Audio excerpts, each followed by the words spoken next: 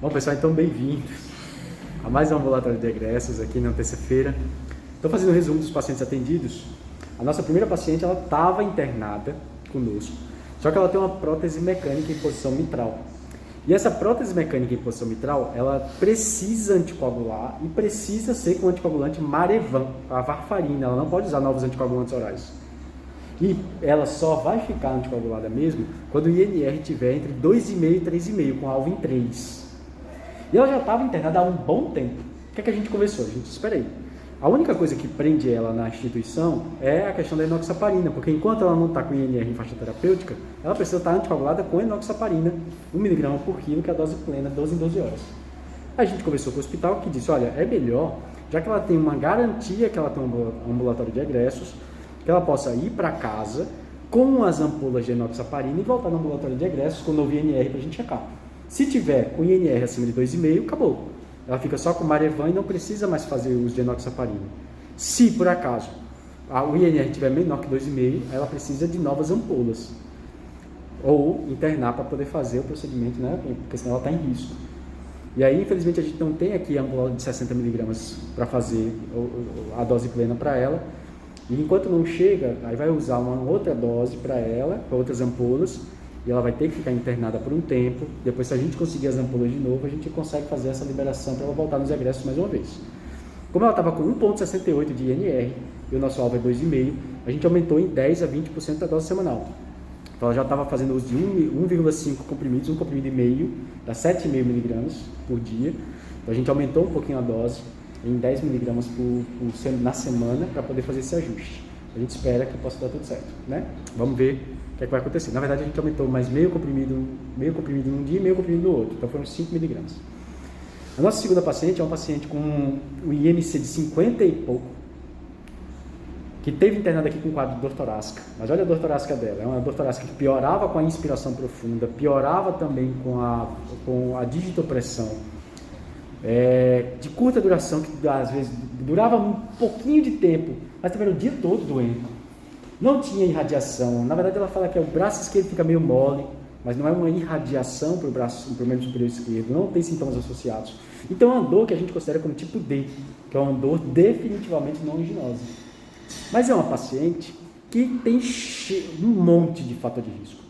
Então ela tem a questão da obesidade, tem tabagismo, é hipertensa, é diabética, é tabagista.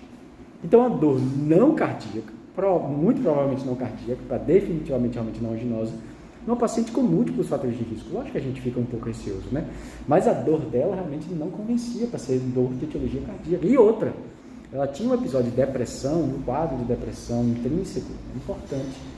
Então, às vezes, poderia ser a coluna pelo peso, pode ser um quadro de fibromialgia. Então, são uma série de outros diagnósticos diferenciais da dor torácica que a gente precisa avaliar. Mas a característica é uma paciente relativamente jovem, né? Jovem, 40 alguma coisa, não parece realmente ser de etiologia cardíaca. Então a gente fez o ajuste das terapias medicamentosas. Ela tem um eletrocardiograma sem alterações isquêmicas. Ela tem um ecocardiograma sem déficits contratos segmentares. Então, a princípio, realmente nada para ser isquêmico. A gente fez o acompanhamento, ela já está acompanhando também no ambulatório de bariátrica, né, de obesidade mórbida, obesidade grau 3, e a gente encaminhou também para reumatologia para poder fazer o acompanhamento dela melhor, direitinho. Nossa última paciente também é um caso interessante, porque é uma senhora de 85 anos, que veio aqui com hipótese diagnóstica de um AVC, mas depois ficou só com uma convulsão. Mas na entrada eu já falei para vocês, ela tem, a anamnese começa da entrada, percebam que ela tem uma hipotoniazinha, né? Não consegue mexer tanto o braço do membro superior direito, e tinha um pezinho caído no membro inferior direito. Então ela parecia realmente ter um déficit motor indimídio direito, do lado direito do corpo.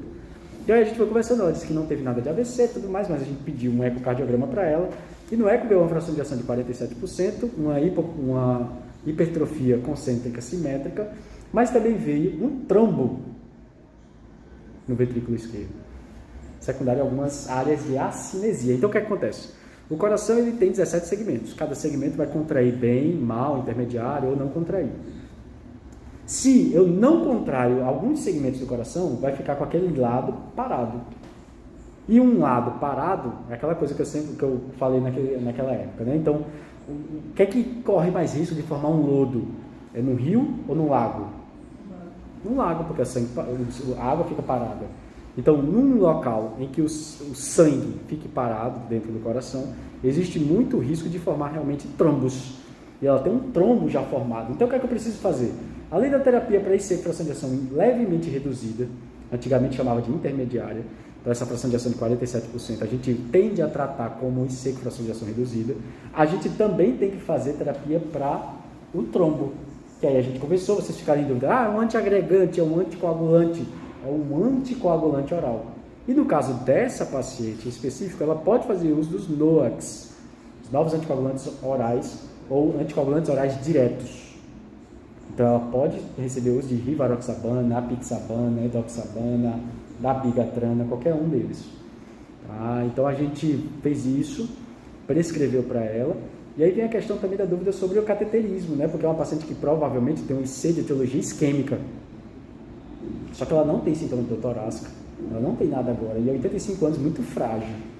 Então a gente achou por bem fazer anticoagulação agora, e se ela piorar a queixa de IC, se ela piorar a dor torácica, alguma coisa nesse sentido, a pesquisa etiológica da IC vai ser com cateterismo, porque o risco dela ter realmente uma DAC, doença arterial coronária, é muito alto. Tá? Então foram 3 pacientes, quase todos com essa questão de anticoagulação, né? É muito prevalente aqui também no ambulatório, e uma dor torácica que também é importante para a gente fazer o diagnóstico diferencial. Né? Foi legal.